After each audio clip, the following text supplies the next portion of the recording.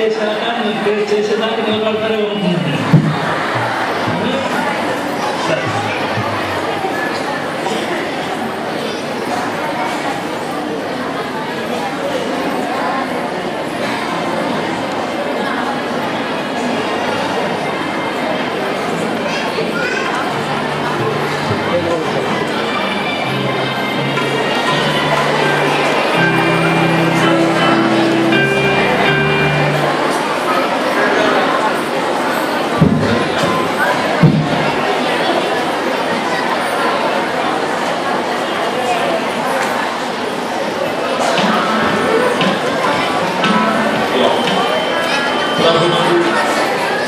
ప్రియమైనటువంటి దేవుని బిడ్డలారా, మరి ఈ గొప్ప తరుణాన్ని ప్రభు మనకు అనుగ్రహించున్నా ఈ దినమును చూడాలని అనేకులు ఆశించుకుంటున్నారు. ఈ దినాన్ని చూడడానికి దేవుడు అనేకులు భాగ్యం ఇవ్వలేదు.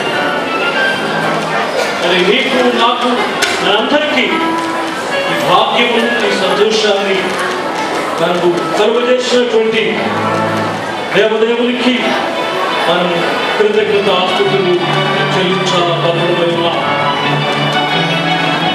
మీరందరూ నిలబడతారేమో నేను ఆశించినాను. మీరందరూ నేను చెప్పకుండా కూర్చుండిపోయాను. మనము ఈ కేక్ కట్ చేయడానికి ముందు ఒక చిన్న ప్రార్థన చేయాలని నేను ఆశపడుతున్నాను. అయితే ముందు ఆ ప్రార్థన యొక్క ముందుగా మీరందరూ మీ చేతులకు మీ నోళ్లకు చిన్న పని మీరు చెప్పాల్సినటువంటి అవసరం ఉంది. ఎవరికి చేతులు ఉన్నవో ఎవరికి నోరున్నవో వారు తమ చేతులెత్తి తమ నోటితో దేవుని నామాన్ని ఒకసారి స్తుతులు చెల్లిద్దాం. దయచేసి ఎవరు చేయి, అందరూ ప్రతి ఒక్కరూ చేయండి. దేవునికి స్తుతులు చెల్లించుకుందాం. హల్లెలూయా, హల్లెలూయా, హల్లెలూయా. దేవునికి స్తోత్రం. మహోన్నతుడా, పరిశుద్ధుడా, మీ పరిశుద్ధ పాదములకు స్తుతి స్తోత్రాలు చెల్లిస్తూ ఉన్నాం. జీవం కలిగిన మా తండ్రి, మహోన్నతుడకు మా ప్రభువా, పరిశుద్ధుడకు మా దేవా, మీ పరిశుద్ధ పాదములకు స్తుతి స్తోత్రాలు చెల్లిస్తున్నాం. ఆ తండ్రి ఏమిచ్చి మీరు రుణం తీర్చుకోగలరు? ఆ తండ్రి ఏమి చేసి మీరు మా పట్ల చూపినటువంటి కృపకు కృతజ్ఞతాస్తుతులు చెల్లించగలరు తండ్రి. దావీదు చెప్పినట్టుగా రక్షణ పాత్ర చేత పట్టుకుని యెహోవా నామములో ప్రార్థన చేస్తానని. అవును తండ్రి, ఇదిగోనైనా మీరు అనుగ్రహించిన జీవమును బట్టి, మీరు అనుగ్రహించిన ఆరోగ్యాన్ని బట్టి, మీరు అనుగ్రహించిన ఆయుష్కాలను బట్టి ప్రభువా మీరు స్తుతిస్తున్నా. మీ ఘననామమునకు స్తుతులు స్తోత్రాలు చెల్లించుకుంటున్నాము తండ్రి. ఆ తండ్రి మేము యోగ్యులమని కాదు, నీతిమంతులమని కాదు కానీ తండ్రి, మీ దయను బట్టి, మీ కృపను బట్టి, మీ వాత్సల్యతను బట్టి తండ్రి మమ్మల్ని ప్రేమించి మా ఆయుష్కాలను పొడిగించి ఆ ప్రభువా 2009వ సంవత్సరంలో ఆ తండ్రి ఎన్నో ఉపద్రవములు, ఎన్నో శోధనలు, ఎన్నో సమస్యలు, ఎన్నో ఇరుకైనటువంటి లోయల్లో నుంచి మమ్మల్ని నడిపించి ఆ తండ్రి ఇదిగో ఈ నూతన సంవత్సరంలో మా ప్రభువా ఈ 2010వ సంవత్సరంలో మమ్మల్ని, ఆ బిడ్డను, మా కుటుంబము, ఆ సంఘమును మా తండ్రి ప్రవేశపెట్టినటువంటి మీకు స్తుతులు చెల్లిస్తున్నా తండ్రి. మీకు వందనాలు చెల్లిస్తున్నాము తండ్రి. ఈ సమయంలో మా ప్రభువా మరి మీ సంఘంలో చేరిన వీళ్ళందరి వరకు ప్రార్థిస్తున్నా. ప్రతి కుటుంబాన్ని మీరు జ్ఞాపకం చేసుకోండి నాయన, ప్రతి వ్యక్తిని మీరు జ్ఞాపకం చేసుకోండి. మా ప్రభువా ఈ నూతన సంవత్సరంలో ఒక నూతన తీర్మానంతో, ఒక నూతన నిశ్చయంతో మా ప్రభువా మేమందరము కూడా మీ సంఘంలో నుంచి వెళ్ళటకు సహాయం చేయండి. మీ పరిశుద్ధాత్మను ఈ స్థలంలో ఉంచి ఆ తండ్రి మీరే మహిమ ఘనత ప్రభావం పొంది సంవత్సరాల నుంచి సంవత్సరాంతం వరకు ఆ కన్నుల నీపై ఉంటాయని తండ్రి మీ దయ కలిగినటువంటి కనిపించు, మీ కనుదృష్టి చేత మమ్మల్ని ఆశీర్వదించి మా సంఘము జీవించి సంఘ సరిహద్దులను విశాలపరచమని ప్రార్థిస్తున్నాం. అలాగే మా తండ్రి సంఘంలో బలహీనమైన వారి కొరకు ప్రార్థిస్తున్నాం. అనేక మంది బలహీనమైన వారుగా ఈ దినం మీ సన్నిధికి రాలేకుండా నాయన వారిని బలపరచండి. మీ కృపతో నింపండి, మీ ఆత్మతో నింపండి, మీ శక్తితో నింపండి. వారి జీవితంలో నూతన కార్యములను జరిగించమని మనం చెప్పుకున్నాం. మీకే స్తుతి స్తోత్రాలు చెల్లించుకుంటూ మరొకసారి మా ప్రభువా ఈ రాత్రి కూడిక అంతటి కూడా మీ నామమునకు మహిమకరంగా జరిగించి మహిమ ఘనత వేరే పొందుకోమని క్రీస్తు నామములో అడిగి వేడుకుంటున్నాము తండ్రి. ఆమేన్. న్యూ ఇయర్ కేక్ ఎవరు విన్నాము?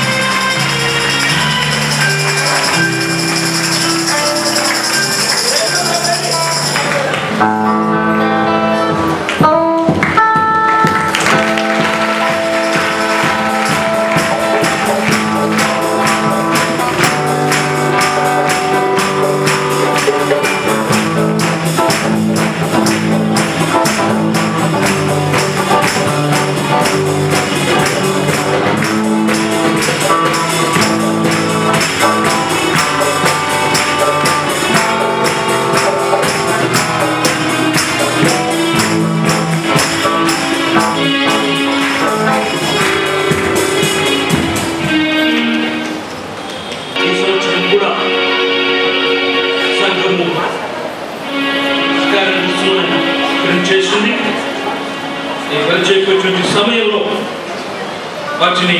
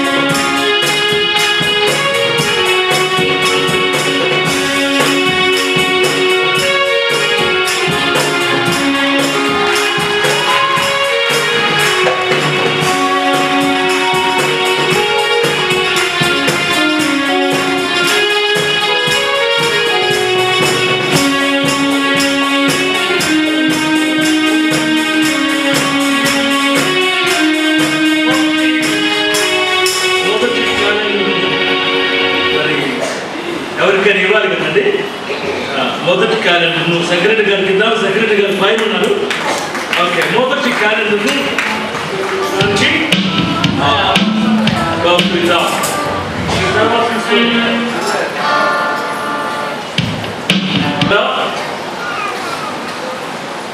మరి ఈ కీర్తన గురించి మీకు ఎప్పుడైనా నేను చెప్పి ఉన్నానేమో, ఏదైనా కుటుంబ ప్రార్థనలో కానీ ఎక్కడైనా చెప్పి ఉండవచ్చును. దావీదు మహారాజు రాసినటువంటి ఈ కీర్తనలో 150 కీర్తనలు మనకు పరిశుద్ధ గ్రంథంలో ఉన్నాయి. అయితే అన్ని కీర్తనలు దావీదు రాసినటువంటి కీర్తనలు కాదు, కానీ ఇంచుమించుగా 75 కీర్తనలు దావీదు రాసిన కీర్తనలు ఉన్నవి. మిగిలినటువంటి కీర్తనలు ఆయా వ్యక్తులు రాసినటువంటి కీర్తనలు. ఆసాపు రాసిన కీర్తనలు, ఆసాపు కుమారుడు రాసిన కీర్తనలు, బరహుకు కీర్తనలు, మోషే కీర్తన, సొలొమోను కీర్తన, యాత్రా కీర్తనలు, ఇలా భిన్నమైనటువంటి కీర్తనలు ఉన్నాయి. దానిని కలిపి దావీదు రాసినటువంటి కీర్తనలుగా మనం పిలుస్తూ ఉంటాం. ఈ 65వ కీర్తన దావీదు రాసిన కీర్తన అని రాయబడింది. ప్రధాన గాయకునికి దావీదు కీర్తన. ప్రధాన గాయకుడు అంటే క్వైర్లో మెయిన్ సింగర్. దావీదు మహారాజు ఆయనకు దేవుని సన్నిధి అన్న, దేవుని ధర్మశాస్త్రం అన్న, దేవుని సన్నిధిలో ఉండడం అన్నాను ఎనలేని మక్కువ. బహుశా దావీదు మహారాజు దేవుని సన్నిధిని ప్రేమించినంతగా, గమనించండి, దావీదు మహారాజు దేవుని సన్నిధిని ప్రేమించినంతగా మరి ఎవ్వరూ ప్రేమించలేదు అంటే అతిశయోక్తి కాదు. దావీదు మహారాజు దేవుని సన్నిధిని ఎంతగా ప్రేమించాడో తెలుసుకోవడానికి 2 వచనాలు చాలు. మనం ఆయన కీర్తనలు, ఆయన చరిత్ర అంతా చూడవలసిన పనిలేదు. కానీ 2 మాటలు, 2 వచనాలు ఆయన ఎంతగా దేవుని సన్నిధిని ప్రేమిస్తూ ఉన్నాడో ఆ కీర్తనలు మనకు తెలియజేస్తున్నాయి. ఎందుకు నేను ఈ విషయాన్ని మీకు జ్ఞాపకం చేస్తున్నాను ముందుగా అంటే, 91వ కీర్తన 14వ వచనంలో ఒక మాట రాయబడి ఉంది. అతడు నన్ను ప్రేమించుచున్నాడు కనుక నేను అతన్ని తప్పించదను, అతడు నా నామమును ఎరిగినవాడు కనుక నేను అతన్ని ఘనపరచదను.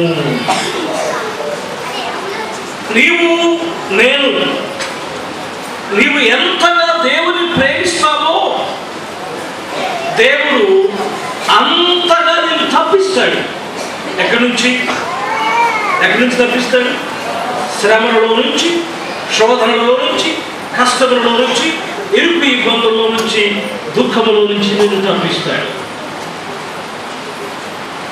ఆయన నామమును మనం ఎంతగా ఎరిగిన వారమైతే అంతగా ఆయన నిన్ను ఘనపరుస్తాడు. కనుక దావీదు ఎంత ఘనత వహించిన వాడో చరిత్రలో, బైబిల్ చరిత్రలో మనం చూస్తే, ఎందుకు అంత ఘనత, ఎందుకు అంత గొప్ప దీవెన, ఎంత గొప్ప దీవెనను దావీదు పొందడానికి కారణము దావీదు దేవుని సన్నిధిని ప్రేమించువాడు, దేవుని వాక్యాన్ని ప్రేమించువాడు. 84వ కీర్తనలో దావీదు మహారాజు అంటాడు, నీ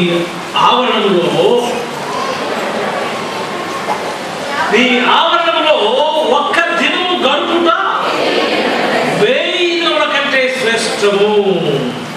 ఈ ఒక్క మాటలో తెలుస్తుంది దావీదు ఎంతగా దేవుని సన్నిధిని ప్రేమిస్తూ ఉన్నాడో.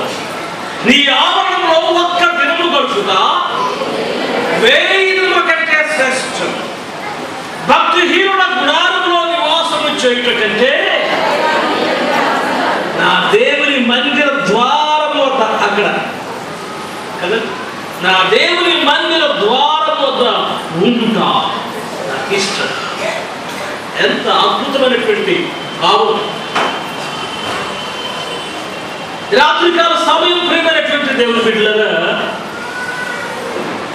దేవుని వాక్యం పట్ల, దేవుని సహవాసం పట్ల, దేవుని సన్నిధి పట్ల దావీదుకు ఉన్నటువంటి వాత్సల్యతకు, ప్రేమకు ఇది ఒక చక్కని తార్కాణం.